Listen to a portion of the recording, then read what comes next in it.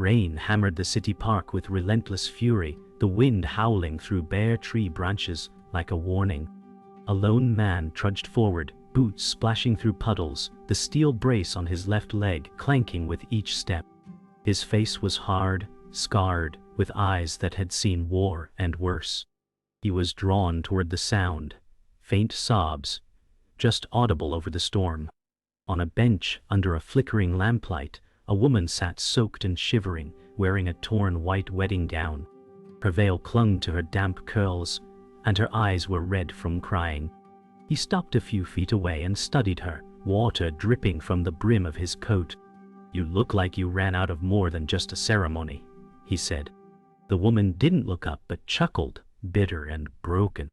"And you look like you lost more than just a leg." For a moment, silence hung between them, pierced only by the rain. Two strangers, both wrecked, staring at the mess life had made of them. Neither moved. Neither wanted to be the first to walk away. The silence between them stretched, filled only by the storm's fury. The man shifted, grimacing slightly as he lowered himself to the other end of the bench. He kept a respectful distance, his eyes never leaving the ground. "You planning to sit there all night?" he asked. The woman shrugged, without looking at him. "Wasn't planning anything. Planning's what got me here." Her voice was frayed like torn lace. He leaned back, letting the rain soak through his shirt. "Well, I was planning to get a hot coffee. Then I heard you crying. Guess the rain had better plans for both of us." That made her snort softly. She wiped her face with the back of her hand. "You don't know me," she said. "Didn't say I did. Just saying if you want someone to be angry at with you, I've got nothing but time." That was the first time she looked at him. Not fully, but enough. She finally turned her head fully. Her makeup was ruined, but her eyes were sharp, filled with a cocktail of exhaustion and defiance. "What happened to you?" she asked. He raised an eyebrow. "You mean besides the obvious?" He tapped his metal brace with a finger. "Lost a leg, lost some friends, gained a lot of silence." She nodded slowly. "I ran away before the vows. Thought I was doing the right thing." He turned slightly toward her. "Were you?" Her breath caught. "I don't know." He tilted his head, watching her without judgment. "Then you probably were." She studied him. "You always this philosophical with strangers." He smiled faintly. "Only the crying ones in white dresses." For the first time, she smiled back, just a little. He reached into his coat and pulled out a battered flask, offering it wordlessly. She hesitated, then took it. One sip, and she coughed. "That's gasoline," she muttered, eyes watering. "Whiskey," he said. "Or what passes for it." She passed it back. "Thanks." He shrugged. "It helps. A little." She leaned back, rain trailing down her jaw. "I was going to marry a man I didn't love, because it was safe, because everyone said it was the right thing." The veteran nodded slowly. "Safety's a myth. I've seen what it costs." Their eyes locked again. "What's your name?" she asked. He looked away, hesitant. "Call me Nate." She nodded. "I am Clara." And with that, they stopped being strangers. Lightning split the sky again, brighter this time, illuminating the world in stark white for an instant. Clara flinched and instinctively leaned closer. Nate didn't move away. Instead, he reached into his coat again and pulled out a small folded tarp. He tossed it over their heads, creating a crude canopy against the worst of the rain. "Temporary truce," he said, "until we both figure out what the hell we're doing next." She chuckled under her breath. "You always carry a tarp?" "Only when I expect to find runaway brides," he deadpanned. She laughed genuinely this time. For the first time in hours, maybe days, her shoulders relaxed. Beneath the shared tarp, with the storm still raging around them, they sat like two castaways on the same piece of wreckage, together for now. Dawn crept over the horizon, painting the clouds in bruised shades of purple and gold. The rain had stopped, leaving the park soaked and silent. Nate and Clara emerged from under the tarp, blinking against the soft morning light. Clara's dress clung to her like a second skin, the hem stained brown from the mud. "You cold?" Nate asked, offering his coat. She took it without protest, wrapping herself tightly. "Where do you go after this?" she asked, voice hoarse. He glanced down the path. "I sleep at the shelter 2 blocks down. Day job scraping old boats at the docks." She raised an eyebrow. "You don't have family?" Nate's jaw clenched. "Had a daughter. Haven't seen her since before deployment." The moment settled heavy between them. Clara looked away, processing that. Maybe we can help each other," she said quietly. He didn't reply, but he didn't walk away either. The street outside the park was still wet, glistening under the rising sun. Clara clutched the coat tighter around her shoulders, drawing eyes as they walked past shuttered storefronts and sleepy alleys. "We're quite the pair," she muttered. Nate smirked. "You think they'll make a statue of us?" "Only if we freeze here long enough," she shot back. He chuckled. A rare sound. They reached a tiny coffee stall, the scent of burnt beans wafting through the air. Nate handed the old vendor a few crumpled bills. 2 black. Clara stared at the steam rising from her cup. "I don't know where I'm going," she confessed. "Then don't go alone," Nate said. "Wherever it is, better with company." She nodded, eyes glinting with the first flicker of trust. They sat on the curb outside the shelter, cups empty, silence stretching again. Clara stared at the sky. What was she like? Nate blinked slowly. Smart. Stubborn. Took after her mom. Clara smiled. "How long has it been?" 7 years. He exhaled hard. "I came back to an empty house. No note, just gone. I think her mother blamed me for surviving." Clara reached over, touched his hand gently. "I'm sorry." He shook his head. "I've looked for her, everywhere. But nothing. Sometimes I think she's better off not knowing me." Clara squeezed his hand. "That's not true. Maybe she's out there hoping you're still looking." Nate didn't speak, but the weight in his shoulders seemed to lift slightly. Later that morning, inside the shelter's common room, Clara huddled in borrowed clothes, flipping through old yellowed newspapers and scrapbooks Nate had saved. Each clipping had a photo. Nate in uniform, a young girl in pigtails, a family picnic frozen in time. "You kept all this?" she asked. "Didn't have much else to hold on to," he replied. Clara pulled one photo closer, studying the girl's eyes. "Do you remember where this was taken?" "Old State Fairgrounds," he said. She loved the carousel. Rode it 5 times in a row. Clara smiled. "I might be good at finding people," she said. "I used to work at a legal office. Did tracing work for guardianship cases." Nate stared. "Why are you telling me this?" "Because I want to help you find her," she said. Clara laid the photo flat and pulled a notebook from her borrowed bag. "We'll start with the fairgrounds. Any names, contacts, places she liked. Anything you remember could help." Nate watched her, caught off guard by her sudden focus. "You don't have to do this," he said. She looked up. "Maybe I do. Maybe I need to do something that matters today." He nodded slowly. "All right." Her name was Emily. Last name's Turner, same as mine.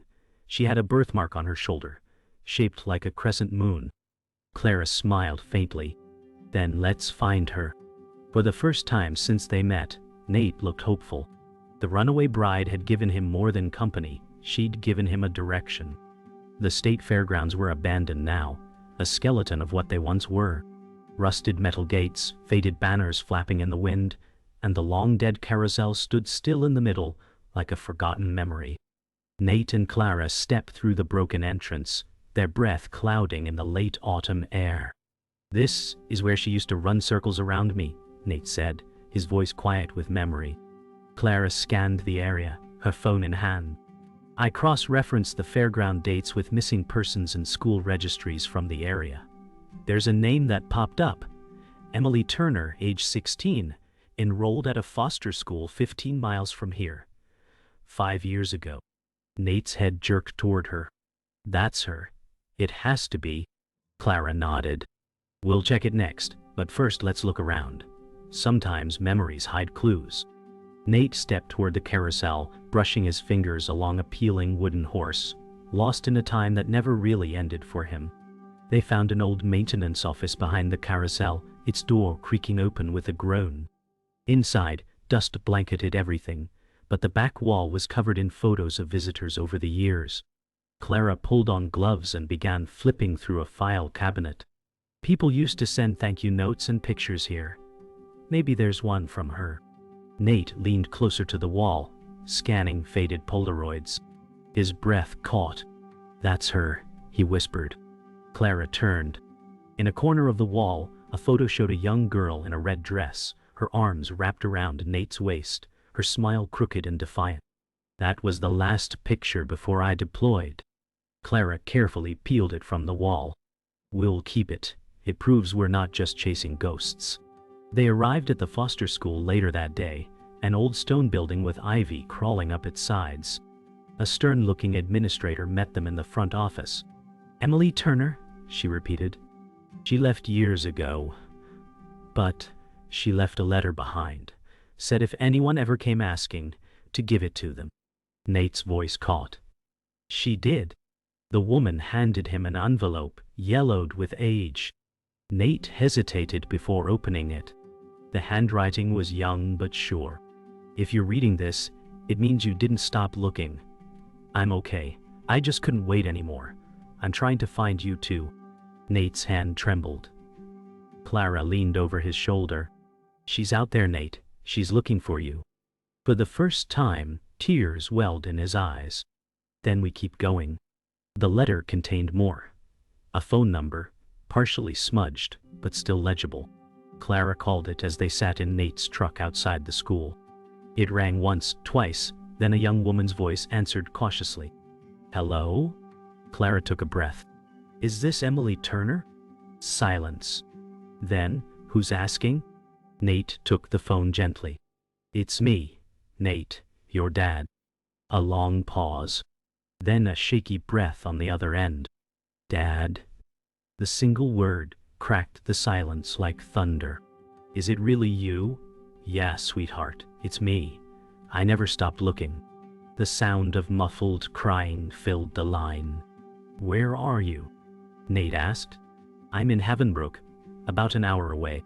Clara squeezed Nate's hand. Then we go now. The drive to Havenbrook felt like a dream.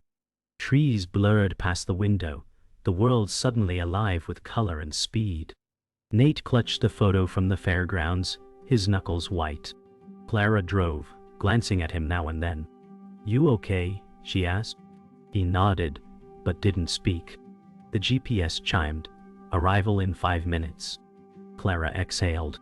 You're about to meet the version of her who had to grow up without you. She may be angry. She may be scared. Just let her be whatever she needs to be. Nate swallowed hard. I just want her to know I'm here. That I always was. They turned onto a quiet street, lined with small townhouses. One had its porch light on. A young woman stood there, watching the truck pull in, her hands trembling. Nate stepped out of the truck slowly, his brace clinking softly on the pavement. Clara remained in the driver's seat, watching silently. On the porch, the young woman didn't move, just stared, eyes wide, tears glistening. Nate's voice cracked as he spoke. Emily. She took a step forward, hesitant. You look older, she whispered. You look real. He nodded. I am. I never stopped looking. I didn't know where to start. I just hoped you were somewhere safe. Emily's arms crossed tightly. Why didn't you come back sooner? The pain in her voice cut deep. Nate took another slow step. I tried, but there were things in me that broke. I thought I was protecting you, but I see now I just disappeared. Silence again. Then, Emily's chin trembled. I waited, and just like that, the years between them collapsed into a single shared breath. They sat at the kitchen table, a silence only broken by the soft tick of a clock. Emily gripped a cup of tea she hadn't touched. After Mom left, she began. We moved a lot. She told me you died. I didn't believe her. Not at first. Nate's jaw tightened. I didn't know she would lie. Emily stared at the tabletop. She was angry, said the war changed you, that you didn't want us anymore. Nate's hands shook. I wanted you more than anything. But when I came back, I wasn't the same. And when I couldn't find you, I thought maybe she was right to keep you away from me. Emily looked up slowly. She's gone now. Cancer. 2 years ago. Nate blinked back a flood of emotion. You've been alone all this time. Not anymore, she said, voice small but sure. Clara waited outside, seated on the porch steps. She didn't want to intrude. This was their moment. But when the door creaked open, Emily appeared, her eyes swollen but calmer. You helped him find me. Clara nodded gently. He helped me too. We were both a little lost. Emily stepped down and sat beside her. You were wearing a wedding dress when he found you? Clara smiled faintly. Yeah, it feels like a lifetime ago. Emily studied her. Why'd you leave? Clara hesitated. Because I was marrying someone I didn't love. I wanted safety, not connection. But running into your dad showed me how important real connections are, even the broken ones. Emily looked out toward the horizon. He used to sing to me before bed. I thought I made that up. Clara whispered, maybe you just remembered what mattered. Inside, Nate stood staring at a picture Emily handed him. Herself at 10 years old, missing a tooth, arms flung wide in front of a birthday cake. I remember this day, he said. I bought you that sweater. Emily nodded. I wore it until it fell apart. She stepped closer, uncertain. I don't know what comes next. Nate turned to her. Neither do I. But I want to try. I want to be here, if you'll let me. Her voice trembled. I want to know you, but I'm scared. Nate reached out, carefully brushing a strand of hair behind her ear. So am I, but we start small. Coffee, stories, laughs, if we can find some. Emily blinked rapidly, fighting tears. Okay. They both smiled, tiny, uncertain, but real. That night, Clara stood at the end of the driveway as Nate walked her to the truck. You sure you don't want to stay? He asked. She shook her head. This was your story to finish. I was just the strange girl on the bench who interrupted it. He smiled softly. You changed everything. I hope you know that. She looked up at him. You gave me something too. Proof that leaving isn't always the end. Sometimes it's the beginning. Nate nodded, his voice low. Where will you go? Clara stepped back toward the door. Don't know yet, but maybe this time I'll run towards something instead of away. Nate reached out and gave her hand a firm squeeze. If you ever get lost again, come find me. She smiled.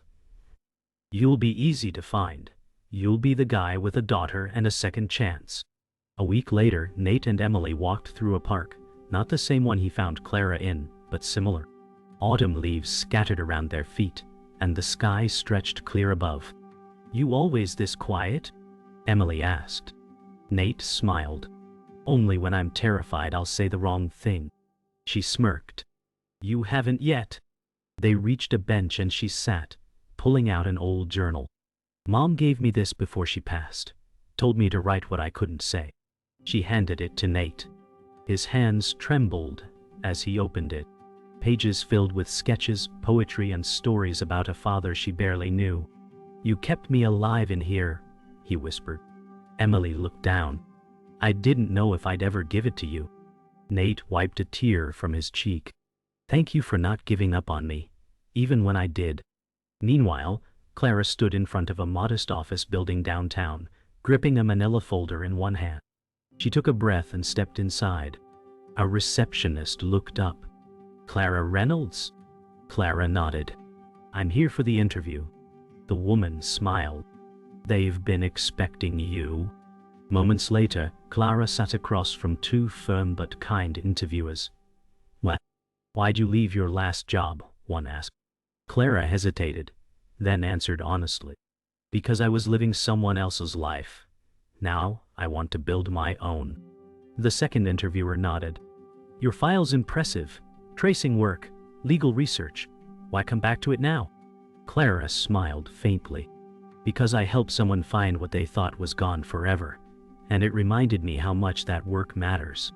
Back at Nate's apartment, Emily flipped through a dusty photo album Nate had stored in a box under his bed. You kept all of these? She asked.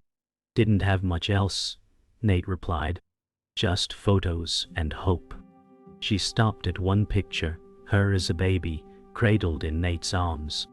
I don't remember this. You were 2 months old. I sang you to sleep that night, he said softly. Emily grinned. Mom said you couldn't carry a tune. Nate chuckled. She was right. They laughed together, and for a moment they weren't just strangers rebuilding history. They were a father and daughter rediscovering love. Can we take a new photo? She asked. Start a new page? Nate nodded. Yeah, let's do that. Clara walked through the familiar park again, this time alone but steady.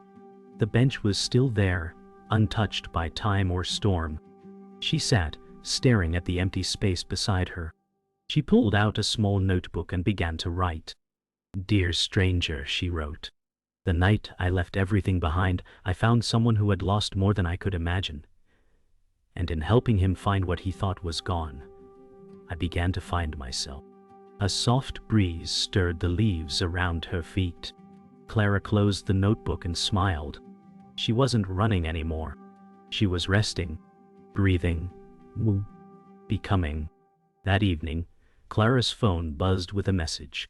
It was a photo, Nate and Emily, standing in front of a cafe, arms around each other, smiling.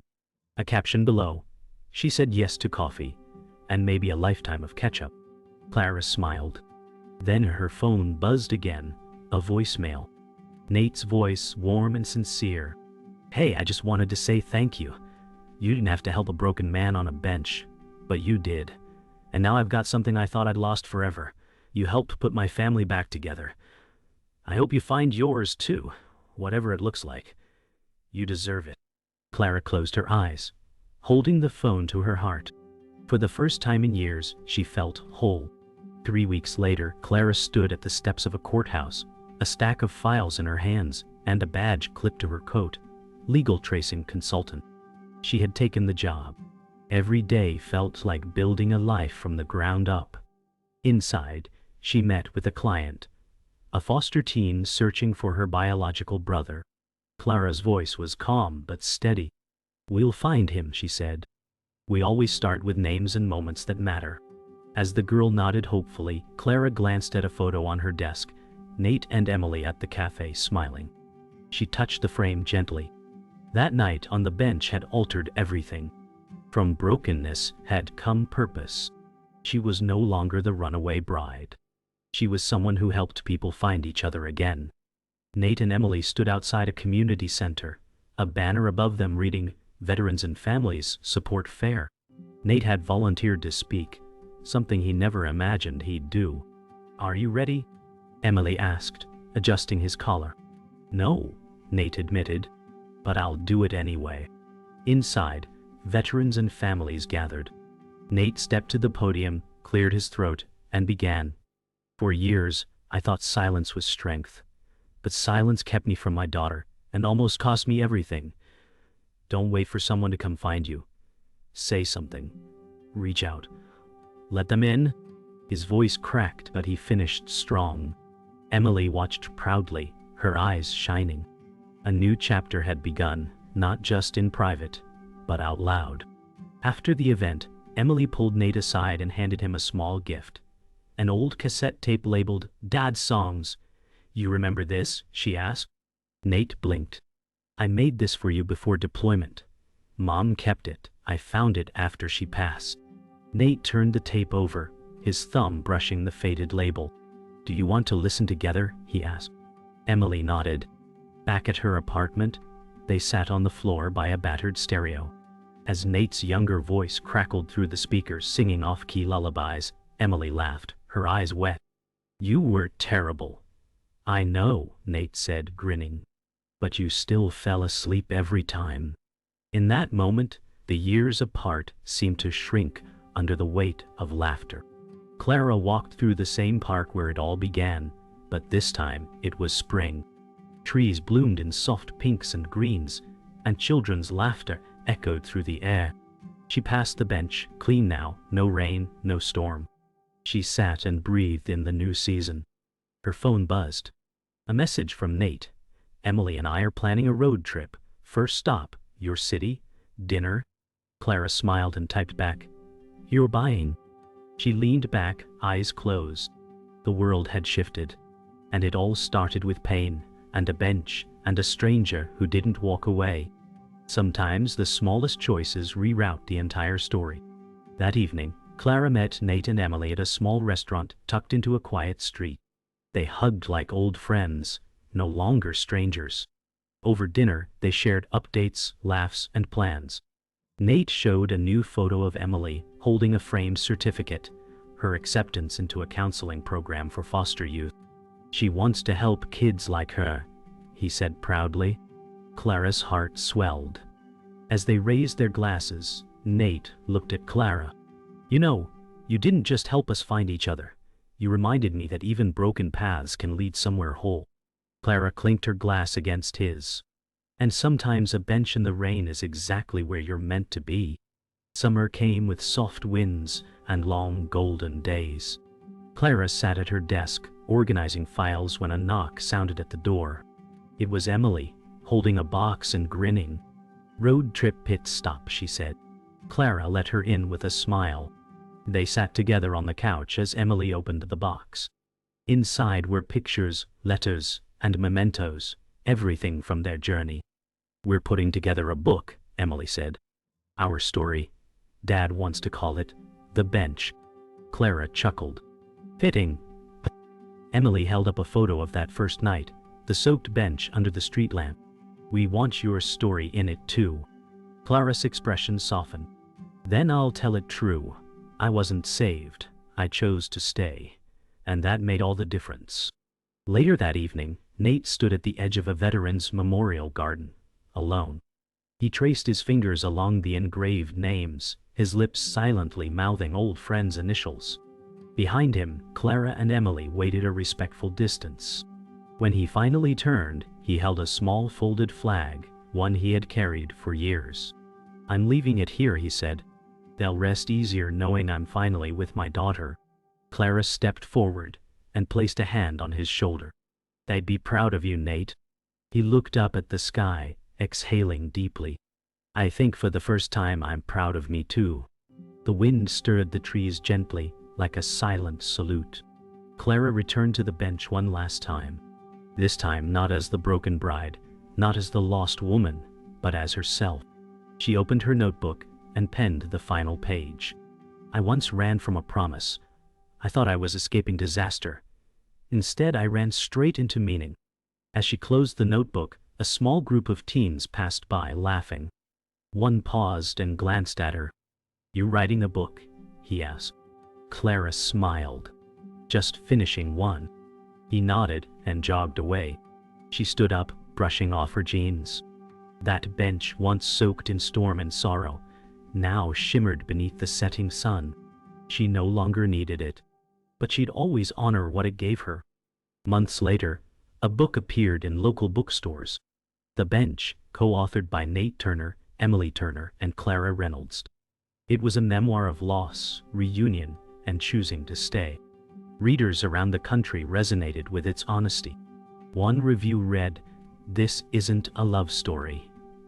It's a life story." On the launch night, the three of them stood together at a small event, signing copies and sharing stories.